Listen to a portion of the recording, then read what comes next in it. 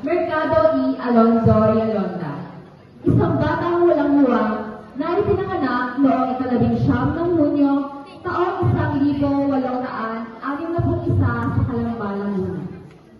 Si Rizal ay ikapito sa magkakapatid na kung saan musmos pa lang ay kanya na natunghayan ang masaklap na realidad ng mundo. Si Rizal ay kilalang mahusay sa iba't ibang larangan at kilala din bilang isa sa pinakamatalas na bata sa dunya. Nang dahil dito, ang kanyang mga guro ay walang humpay sa pagbibigay parangal sa nakita nitong potensyal sa batang Rizal. Maging sa pagtungtong ng kolehiyo ay mas lalong nahubog ang kanyang kakayahan sa pagsusulat dahil sa kanyang kinuwang kursong Philosophy and Letters. Ngunit hindi pa dito nagtatapos sa kanyang buhay kolehiyo. Pinayuan siya ni Pablo Ramon na muling mag-aral at ipursige ang pag-aaral ng medisina. Ngunit sa kasamaang palad, ay maraming hindi kanais na karanasan ang kanyang naranasan habang siya ay nag-aaral sa universidad. Sa lipunang pinamumugaran ng kalupitan at paniniin, naranasan ni Rizal ang laganap na diskriminasyon at mababang kalidad ng pamahalaan sa universidad. Ang mga ito ang natugok sa kanya upang siya ay lumuwas ng Pilipinas at ipagpatuloy ang kanyang kursong medisina. Naglayag si Rizal sa iba't ibang lugar. Ngunit, nagkaroon ng pagkakataon upang siyasatin ang kanilang kultura. Ganda ng bansang Hilaga, ngunit akin ay inaasam na maging ang aking bansang Sumilaan ay maranasan rin ang maganda ng kalayaan. Dahil sa pag-asam ng kalayaan ni Rizal, siya ay nagtapos sa kanyang kursong medisina at walang inaksayang oras at agad na nagtungong Berlin upang kasayin ang kanyang kakayahan sa ophthalmology. At kanyang sinimulan ang pagsusulat ng isa sa mga revolusyonaryong akda. Ang aking mga kapwa ay nag-tiis sa mga palakas na walang ginagawa. Ngunit ano ang ginagawa ng mga kailangan ko rin paglaban ng aking buhay. Patuloy ng aking mga kabayan at lahat ng nag-tiis ako pumubog ang isang libro na siyang magiging talo upang mamulat sa katotohanan ng aking mga kabayan. Na sila'y sinisin sa kanilang sariling bansa. Yung kailangan ko itong pagkakas. Ngunit paano? Paano? Dahil ay kailangan ko na ito.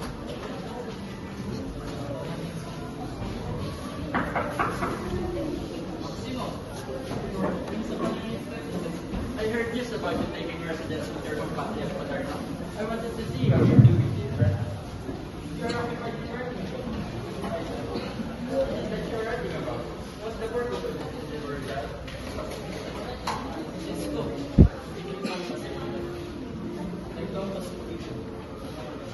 them to realize that the Spanish people's stake at is in your hands.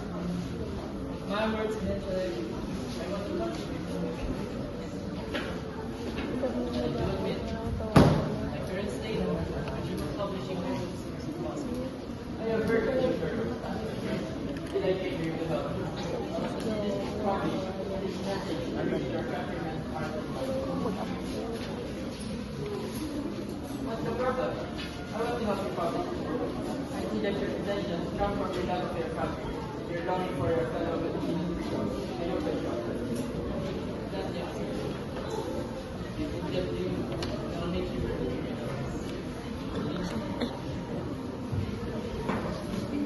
Dahil sa tulong at suportang ibinigay ni Maximo, nagkaroon muli si Rizal ng lakas ng loob upang tapusin ang kanyang nobela at ibahagi ito sa publiko. Nailathala ang libro sa pamagat ng Noli Me Tangere. Ibinahagi niya ang ilang kopya ng nobela sa mga kaibigan niya sa Berlin at ipinadala ang isang kopya sa kaibigan niya si Maximo Giorgi. Ngunit napagtanto niyang kailangan niya rin itong may parating sa Pilipinas dahil sa kanyang pangunahing layunin magulat at mapalaya ang kanyang bayan sa kamay ng Espanyol. At hindi ito may kakasatuparan kung ang aklat ay may babahagi lamang sa bansang Isang nangungulipat at miyembro ng propaganda ang naging tulay ni Rizal upang mapabilis ang pamamahagi ng kanyang aklat. Ang Ginoo ay nagngangalang Jose Maria Pasa, na agarang sinimula ng pangongolekta ng aklat. Isa-isa itong inilulan ng palihim sa ilalim ng barko, kasama ibang mga bagahe. Tahimik siyang naglayag, at nang makarating sa Pilipinas, isinakay niya ito sa karitela at inilipat sa bayog. Dali-dali siyang nagtungo sa bayan at ipinamahagi ng palihim ang aklat ni Rizal. Ang librong ito ay patulad ni Rizal. Hirap kong basahin ang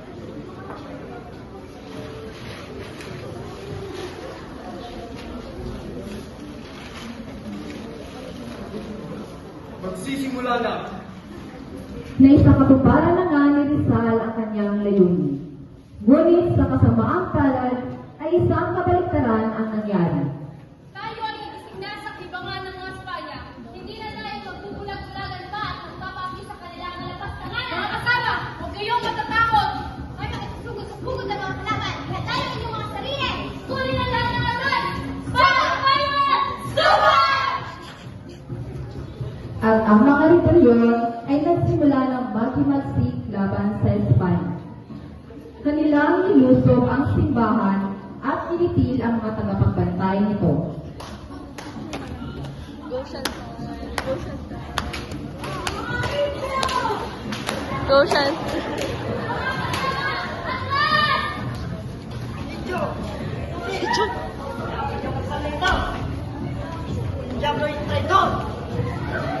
Dahil sa galit na payag ng gobernador, natagdagan ang takot na nadarama ng mga Pilipino sa kung ano pa ang pwedeng mangyari sa hinaharap.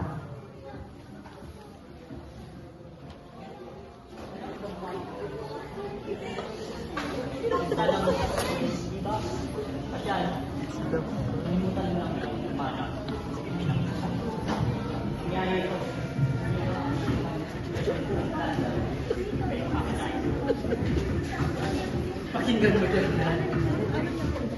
Ang Pilipinas na magiging malay sa walang yan nyo. Dadala kayong mga nyo. Gumaantay kayo lahat!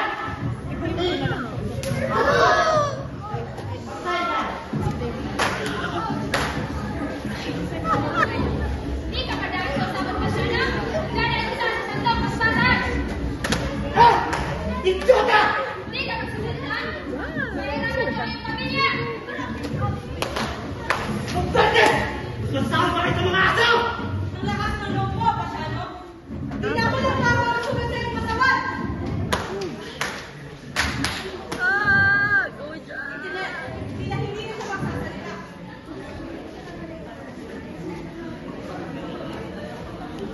Bakit ka rin niya sa labas?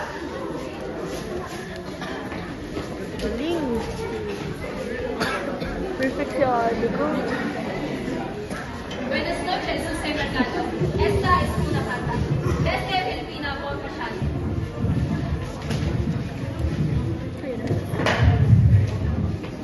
Mahal kong kapatid, kamusta ka lang iyong mga sinusulat?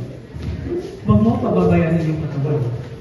Bukod sa uma, ang iyong kalusugan ang tanging mo ang kailangan kong makaawal. Pasensya ka na kung ngayon lamang ang magpagsulat. Pero, isang malaking trahedya ang nangyari sa Kalamba.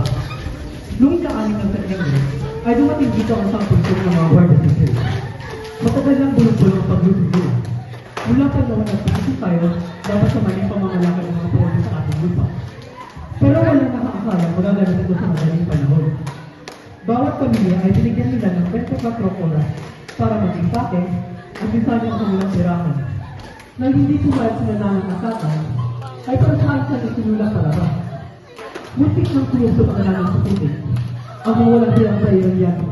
Kasalanan pa kung nagawa ng mga sasama magkaisa at kalabanan sila. Yung araw na yun, kahit saan bahagi ng salamba mapunta, maririnig ko ang ng mga tao. Parang isang mahabang parada ng patay ang nangyari. Kahit ang mga bata, nakaraniwan na walang kamang buha, kahit sila'y may kita ng umiyak. Wala na tayong babalikan. Kinambang nila ang lahat. Ang ating bahay, ang ating lupa, lahat.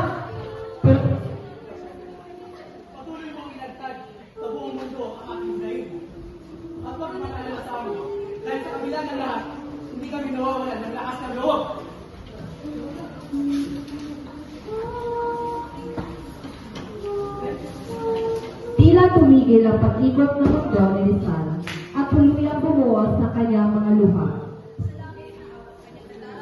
Para sa bayan at sa kanya.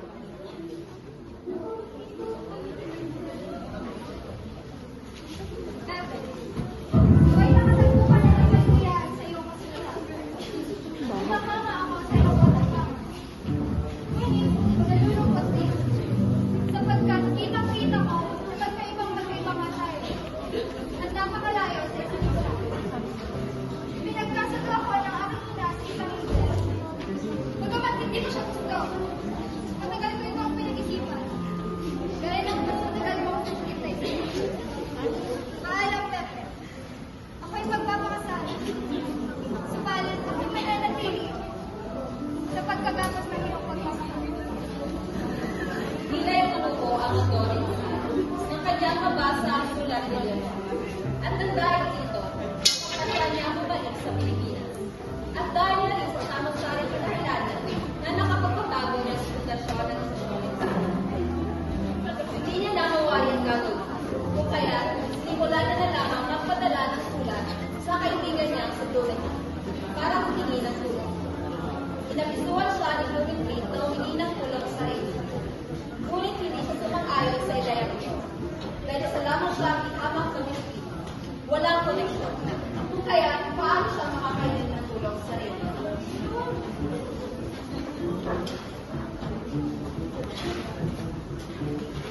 Wala na akong ibang kailan. Kailangan ko lang bumalik ng Pilipinas. Dahil bumalik si Rizal sa Pilipinas, kanyang pinapaslan ang bansa na wala pa rin kalugit na pagbabago. Marahas na Espanyol ang nanguna para sa bayan ng Velasco. Mga Pilipino ay kaawa-awa. Nagpaparahas sa inyo nila Espanyol. Wala man lang magawa dahil sa takot. Natig! Ako'y nagalaman sa iyong Israeli.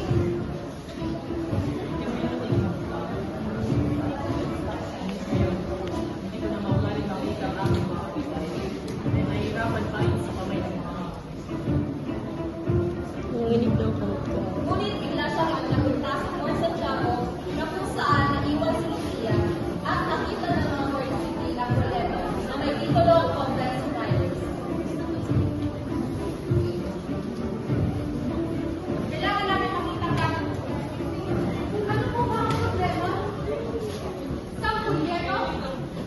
Ngunit wala akong communication ng isang pulyero. Complex Friars. Minsan, sa hanghangan, kailangan ko malaman ng gobyerno. Ngunit nasasabi ko lang ang totoo. Sa kanyang makasalanan, nagawa niyo pa palabanan ng simbahan, ang iyong kapatid ay magpapalaban.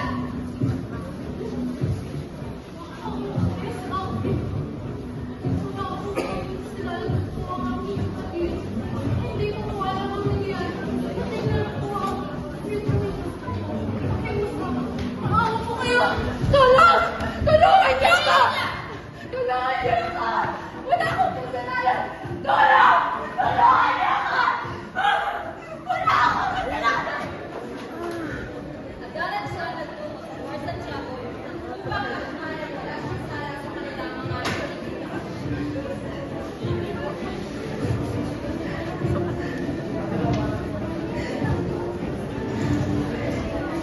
Haba. Diyan pwede na yan, diyan.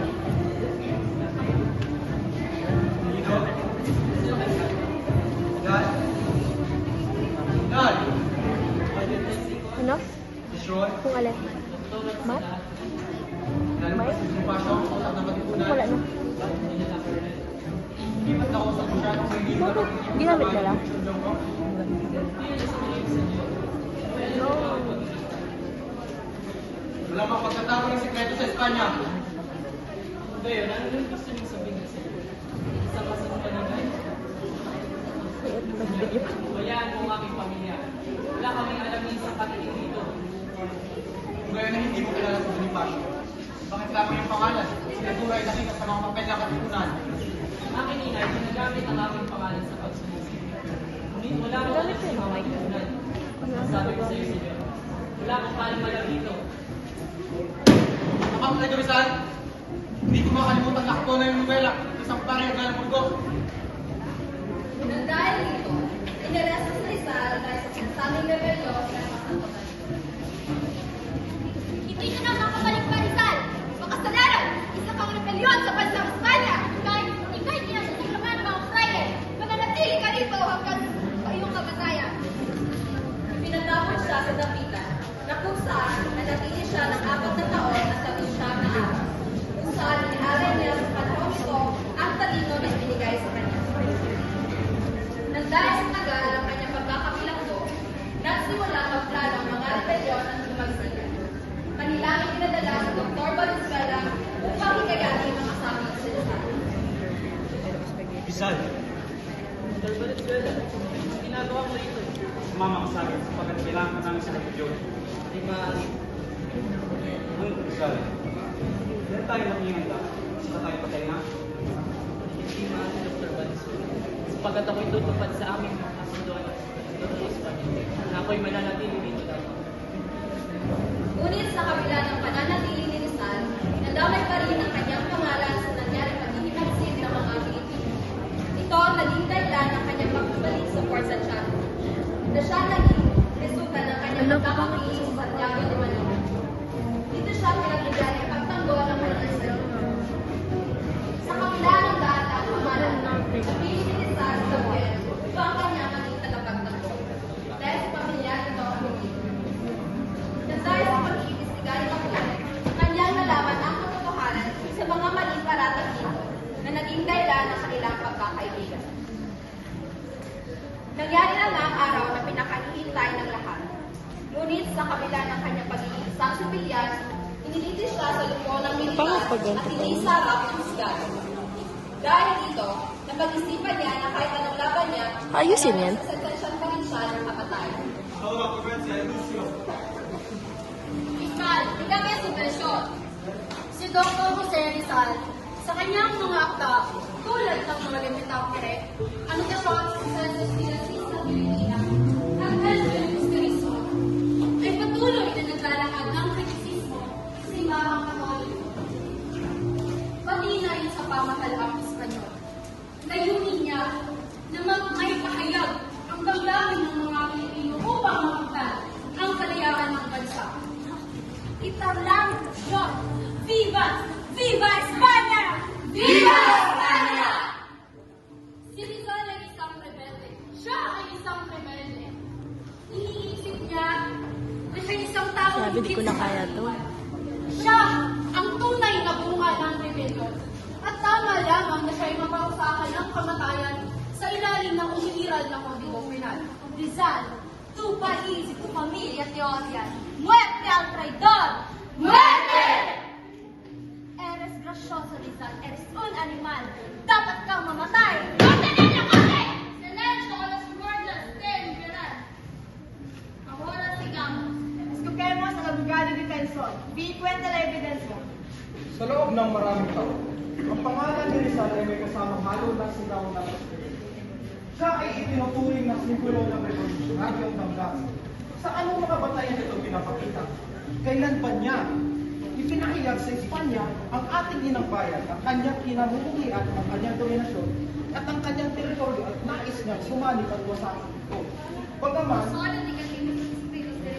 Bagaman sumula si Rizal ng dalawang nobela, ang Noli Me Tangere at Empulus Christi, kung saan walang paggalang na ipinakikita sa Espanya o sa mga orden religyoso na itinuturing na hindi mababali ang ugnayan na guugma sa inang Espanya at Kapularan Pilipinas.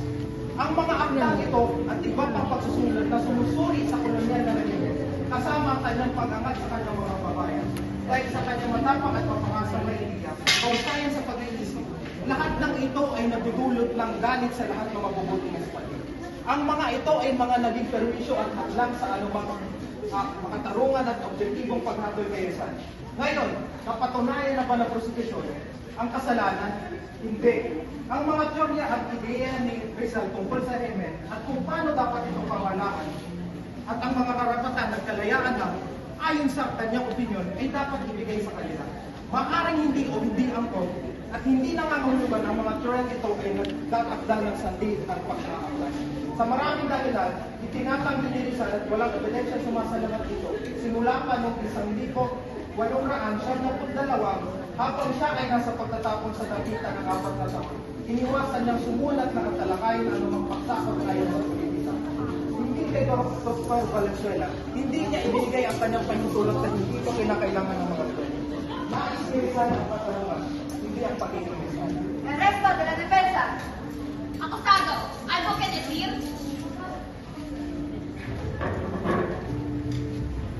Pagkalsa noong ika-6 ng Hulyo, 1892, hindi ako nakialam sa politika o ng araw.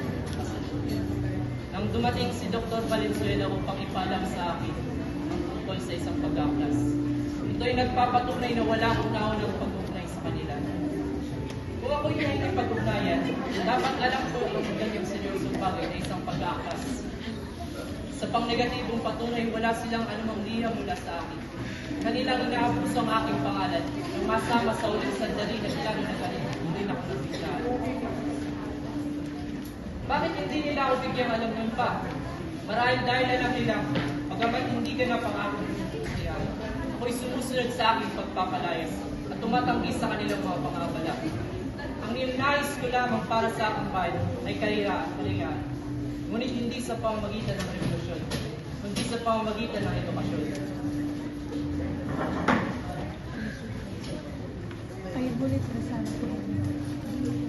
Saksi ang pangunan ng miyembro ng tribunal na kung saan pinagpunos ng korte na si Don Jose Rizal Mercado y Alonso ay pinapatawan ng hukuman ng Existencia de Muerte. Tapos ang sabi.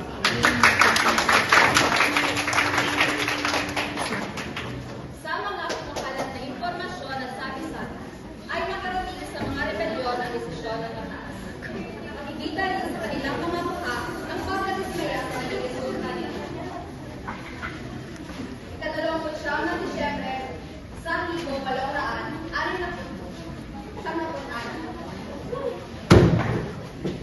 Luciano, aking nabalitaan natin kapatid na si Pepe.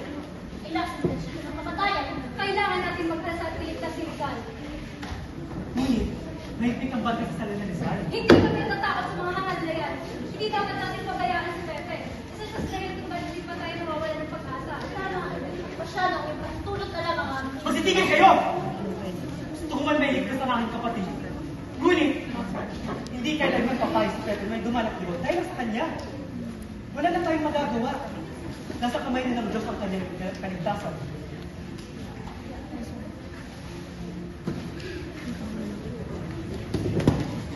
Nagbigay ng liham si Doña Teodora ay pumagyeha patungkol sa gusto niya makita ang anak na lalaki. Pinagbigyan niya ang liham ang tingin na Nina.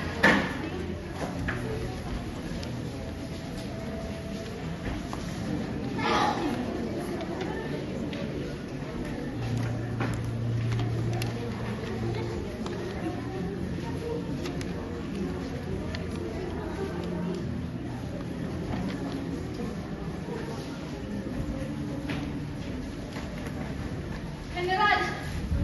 Paano ka napasok dito? Bigyan mo ang aking ibig. Maaari makita ko na ano sila yung may lamang. Hindi ko may papatawa. Ngunit susubukan ko sa pinakasal tao. Nanaw! Pepe! Ako ko! Natawagin mo ako!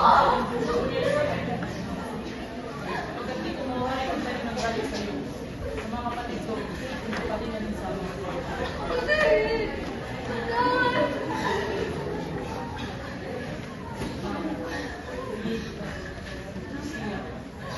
may salamat kung kayo din pagkatapos kumain sa mga bago namin. Ano yun, anak? Gagawin ko na yung hiling sa uling pagkakataon! Binigyan ko ang aking pangkay. Ilibing sa ilalim ng lupa. Lagyan ng isang bato at krus. Aking pangalan, araw ng kapanakan, at ang aking kamatayan. Tingnan mo ko naman. Gusto niyo kong lagyan ng bako ng aking maalam ko. Binigyan. Kaya sa akin ang mga pagkala. Hindi isa sa mga opisyal na ibigay ko sa iyo.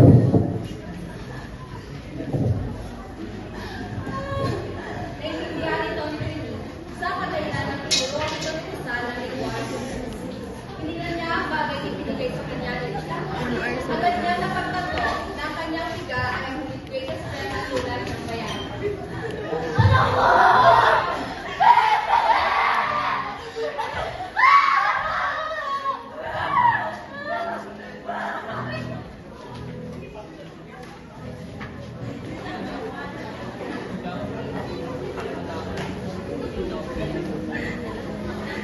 Ito para sa iyo. Salamat. Bigyan mo na. Sobra-sobra ng alaala.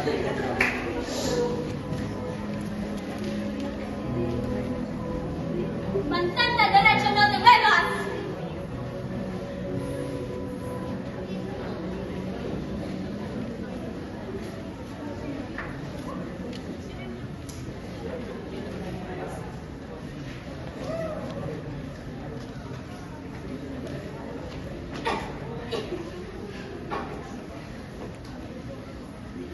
Rizal, ang inanas!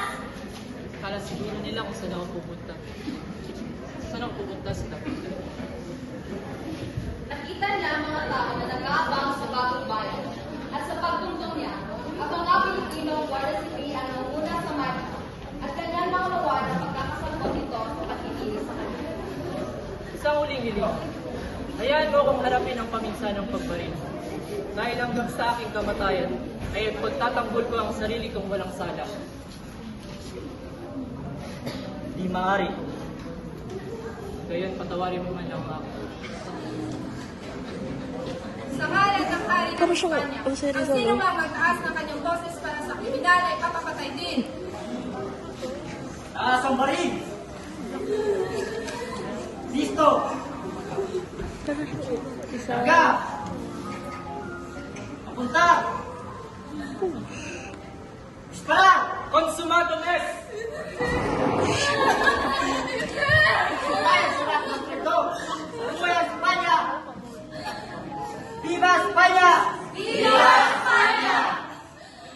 Biglang tumigil ang mundo at pinilig ang huling sulanin. So, may luha siya.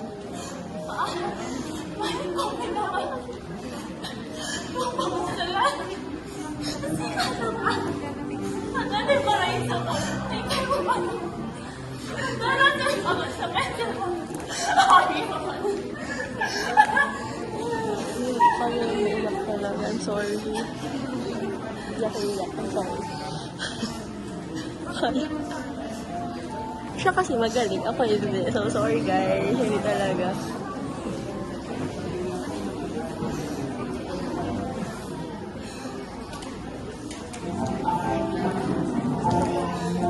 Wala na akong emosyon sa buhay. Di ako naiiyak.